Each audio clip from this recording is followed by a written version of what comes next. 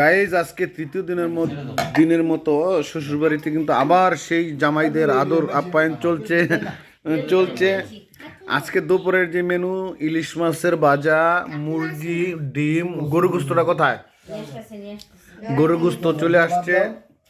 এই হচ্ছে জামাই আপ্যায়ন চলছে আমাদের। এইখানে রাখেন একটু গাইজ, বন্ধু আপনারা একটু দেখুন, যদি জিভে জল এসে যাচ্ছে।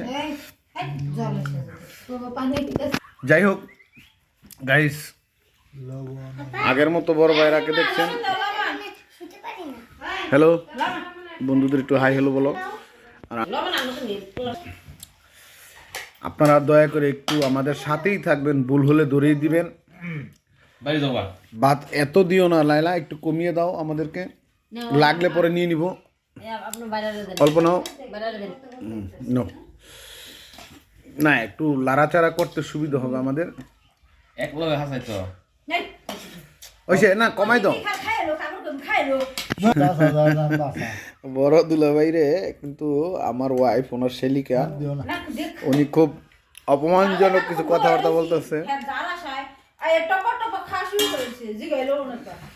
দুলাভাই এই ব্যাপারে কি বলবেন আপনি?